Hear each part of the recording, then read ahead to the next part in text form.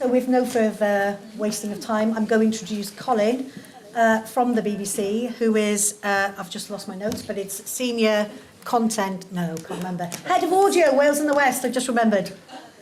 Thank you, that's okay. Do you want to put your microphone on as well? Good, so if you want to put your microphones on. So we're going to hear, what a great way to start with all these podcast award winners, and what a great way to start this conference with why Wales is so brilliant. Thank you, Colin. Thank you. 25 years in radio, can't work a microphone. Thank you. Croeso, bore da, welcome everyone. Good to see so many different people and friendly faces. And I'll just sort my feedback out. So it just kind of turned me down. Maybe I'm too loud for the room. As Sally says, I'm the head of BBC Audio for Wales and the West of England. So we now look after national radio output and podcasts from this part of the world. So next door in Central Square, we produce content for most of the national radio networks. Radio 1 Weekend Breakfast, Radio 3 Lunchtimes Composer of the Week, Radio 4, whole host of programmes, including science programmes, drama, arts, music, any questions, any answers, and Saturday Live, currently hosted by Greg James. So we've a whole range of different programmes coming live from Central Square every week, plus podcasts. So out this week, we've got Hollywood Exiles, which is a collaboration with CBC in Canada for the World Service. So that's a sense of what we're doing. This session, to kick us off, we're going to hear lots about craft over the day, how people make their podcast specifics. This is more of an overview about what is happening in Wales in terms of the industry. The title, Never Knowingly Undersold, is Why Wales is Brilliant. And I think there is something special happening, both in terms of some of the content I've outlined from next door, but also some of the content from the fantastic people here. So I'll ask the panel to introduce themselves if we kick off with Stephen. Turn your microphone on. Thanks, Colin. My name's Stephen Rajam. I'm the creative director of Overcoat Media, which is an independent radio and podcast company based just down the road in the Vale of Glamorgan near Cowbridge. And we make music and documentary podcasts, a lot for the BBC, but increasingly for other people too. We're the current holders of the British Podcast Awards winner for Podcast of the Year, which we won last year for A Positive Life, our podcast about the HIV, stories of HIV over the last 40 years. We're also the Audio UK Production Company of the Year, so we've had a good last 6 months or so. I'll be talking to you a little bit later about creativity, but we also made our first true crime last year, The Crossbow Killer, which Make Parry, who's the kind of brilliant brain behind that, we'll be talking about later. So, yeah, thank you very much. Ffion. I think you need to slide it up. Oh. Yeah. Yay. I'm Ffion Clarke. I am a freelance podcast producer. Go Love Yourself was my baby. I have since gone freelance though, and I am now working on a documentary about the miners' strike in South Wales with Bango Media. Spoiler alert, I live in Manchester, but a lot of my work is now down here, so move here. I wish I could. Great. Georgie. Hello, I am standing in for Steve Austins for Bengo Media. My name's Georgie. I am a producer at Bengo, and we kind of a small independent podcast and radio company, kind of based in Cardiff. We make a bit of everything, kind of podcasts, commercial podcasts, charity podcasts, government podcasts, and we also do radio for kind of BBC Radio Wales, and also BBC Radio 2's Early Breakfast Show from Central Square. So I was awake at 2 a.m, but please forgive me. So yeah, that's us.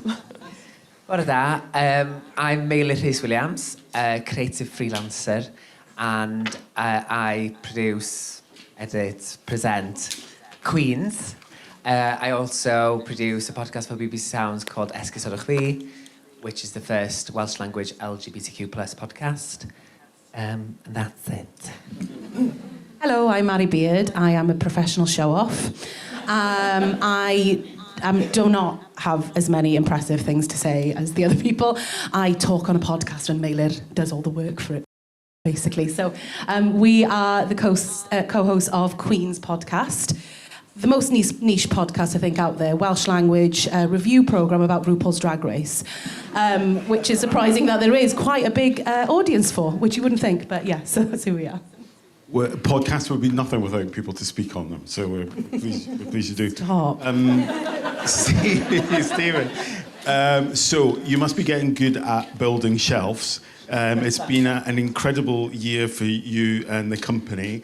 I suppose you winning Podcast of the Year was one of the prompts for the discussion about this session, because actually when you start to lump your success in with everybody else on the panel and many others who we hear from today, you do start to think, well, you know, I've been in Wales for around 15 years. Clearly, podcast provides a new route for production and for ideas, but there does seem to be something happening. Is it us just being self-congratulatory, or is there something special happening in Wales? I think you said there's a moment happening. I think certainly over the last sort of 2, 3, 4 years, there's definitely something in the air. I've been working in broadcasting about 20 years, in radio for about 12, 13 of them.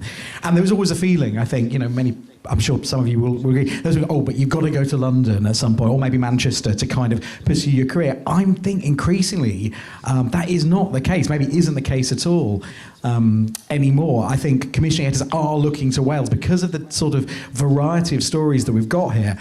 And I think also, I'm covering the indie sector. I used to be in the BBC. If you go back about 5 years, there wasn't really a big indie sector in Wales compared to places like Bristol or Manchester. That's changing. We're seeing amazing companies like Bengo. They've got ourselves. We've got other indies that are kind of making programs independently and really doing great stuff. So I think it's a great moment. What's changed then?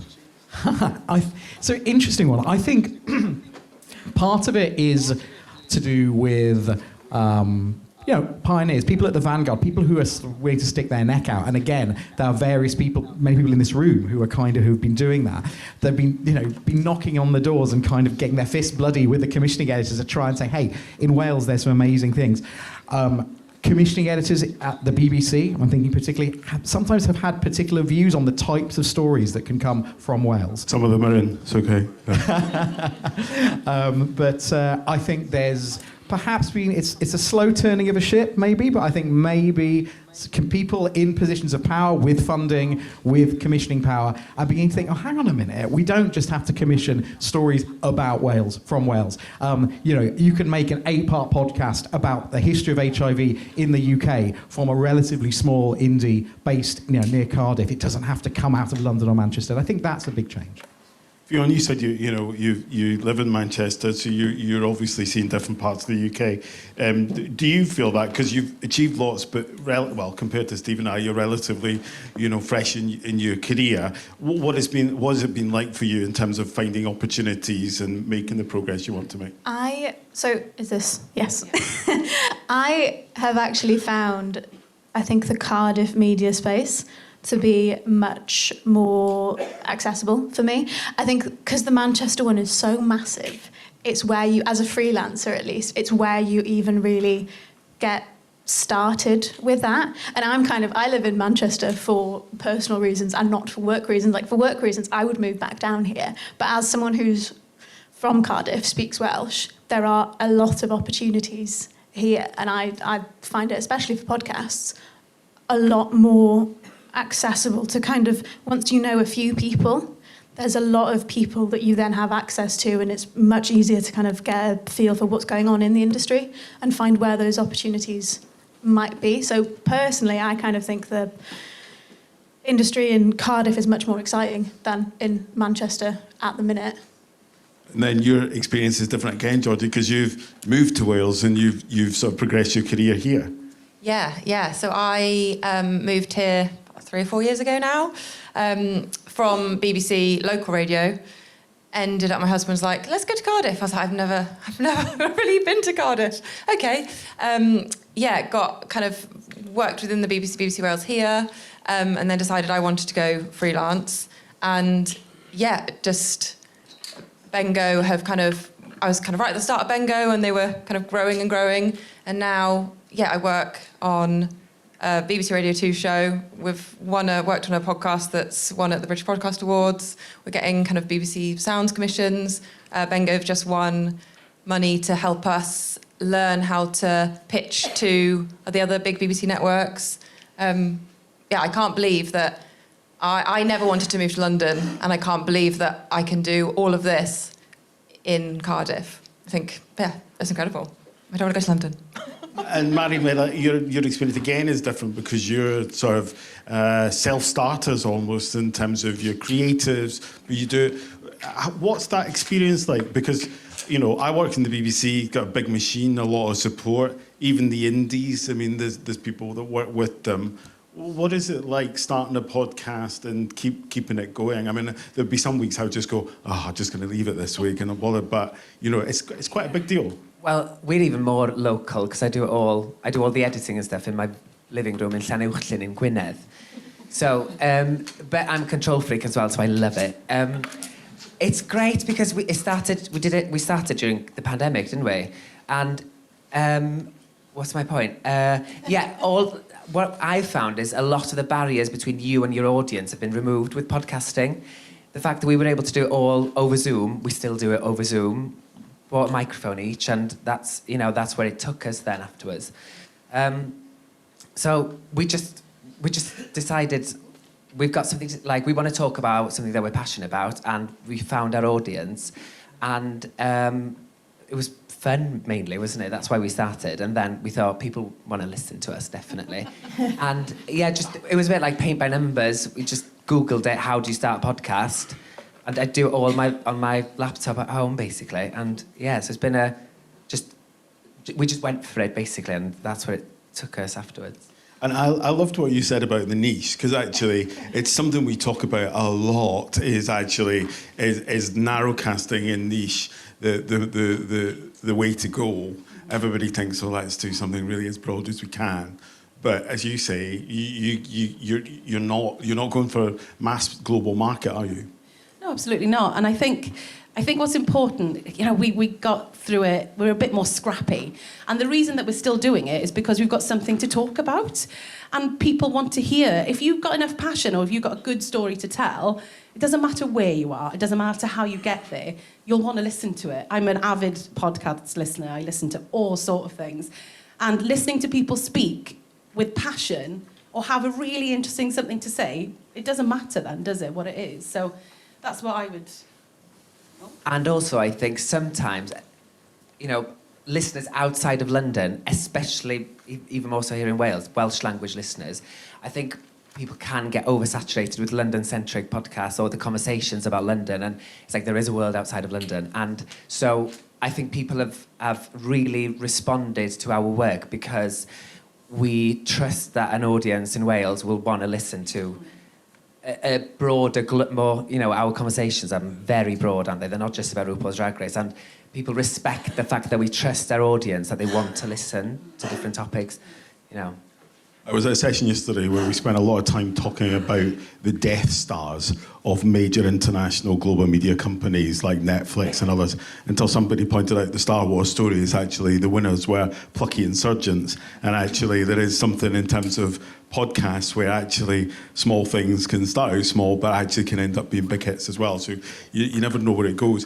I mean, I'm fascinated by this, in my previous job as head of Radio Wales and podcast commissioner in Wales, and now looking at network radio, where there's this constant thing about, we've moved all these radio programmes to Wales, so is it going to be Shirley Bassey and Tom Jones every week? And you're kind of missing the point. It's about perspective. But I wonder where you stand, both in terms of your own individual focus, but also commissioners and partners. Where do you stand on this? How Welsh should we be? In London, they don't just make podcasts about Cockneys. And so I always find it fascinating that the nations are expected to make, Scotland's expected to do haggis podcasts and things, but you can't just have a perspective on the world from Glasgow and Cardiff. Where do you stand on your focus of Welsh stories versus non-Welsh? Yeah. Well, yeah. Yes. I think if I can talk, I think it's about, we said, perspectives. And for us, we're very, very proud of being based in Wales and telling Welsh stories. We tell a lot of stories whose primary focus is a story geographically or thematically based in Wales. But I think it's about the lens you bring to it. And, you know, I can't speak on behalf of the producer, the brilliant producer, Arlie Adlington of A Positive Life. But, you know, I know one of the things Arlie and we really wanted to do with this story, which basically is it's a podcast that features testimonies from people affected by HIV over the last 40 years. You know, one of the things that we frequently find in portrayals of HIV in the UK is there's a particular lens. It's very often cis gay men from metropolitan areas, London, Manchester, maybe Edinburgh and Glasgow. Terence Higgins was born in Pembrokeshire. And that actually was the catalyst behind the very, very first thing that we pitched about this. And the story isn't based in Wales, it's not specifically Welsh focused, but when we were telling Terry's story, and the rest of the series kind of goes on from that, we wanted, and I know Arlie really, really wanted to emphasise the fact this was a different lens to what you might be, you might be used to hearing when you're reading social history of the AIDS HIV crisis. And that was something that's really important to us as a Welsh-based company. There's another theme which comes through, and it might be to your point, Ffion, about the market is big enough now to have scale, but not too big to be crowded and disconnected. Because you talked about you're doing stuff with Bingo, and you're doing the crossbow killer was a sort of collaboration as well. Do you think there's something about collaboration that helps Wales as well? Yeah, definitely. I mean, Make is also working. I'm working with Make on the Bingo everywhere. thing as well. I've got a mic to give back to you and all. Give somebody else a chance. It absolutely is. I mean, I think we were having a chat about this before.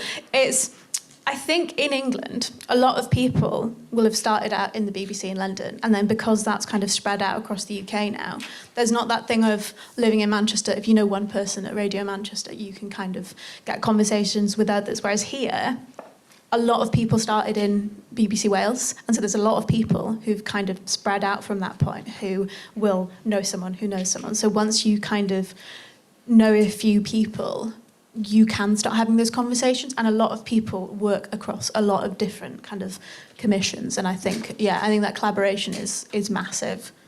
The other thing I think is the range that individuals can work on. So I certainly noticed that if I compare our teams in Cardiff and Bristol to my colleagues in London they tend to be quite traditional single genre teams. So there'll be an arts team, there'll be a drama team who always work in silence.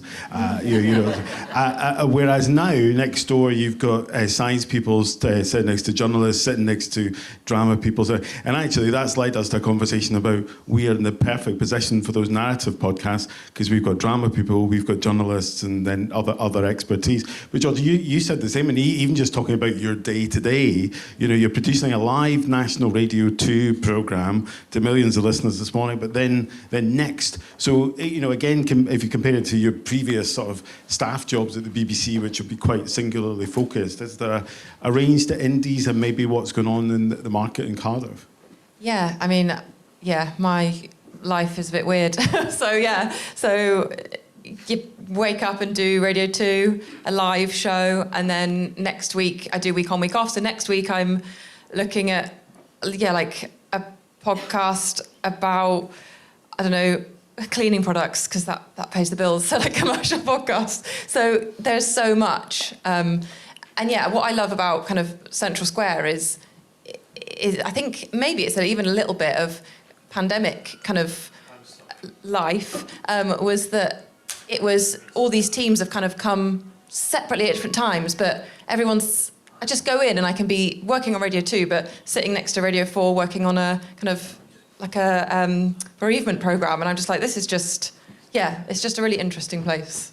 There is a bit of wrangling for indies, isn't there? Because as you say, some of these projects are maybe lost leaders, so it's great to have Radio 2 in terms of the company's CV, but actually it's not massive bucks, so there's quite a lot of commercial products and partnerships you have at Bingo as well, isn't there? Yeah, we kind of do a bit of everything.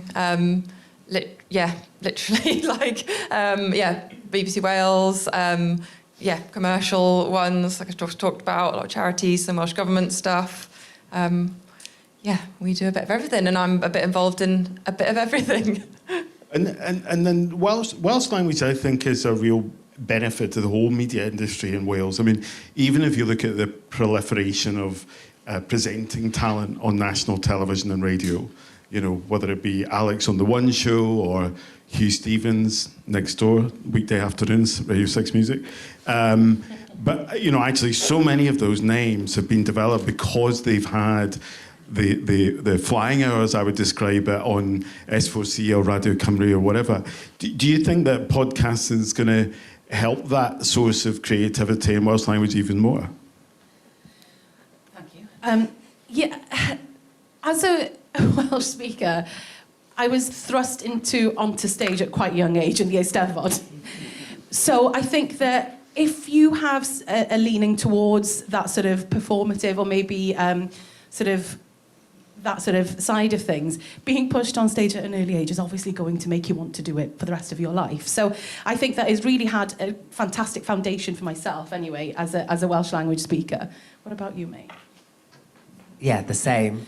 It's the same experience as you. You know, we were brought up in different parts of Wales, but went to Welsh medium schools, and the Eisteddfod and performing and singing was just a part of everyday life, wasn't it?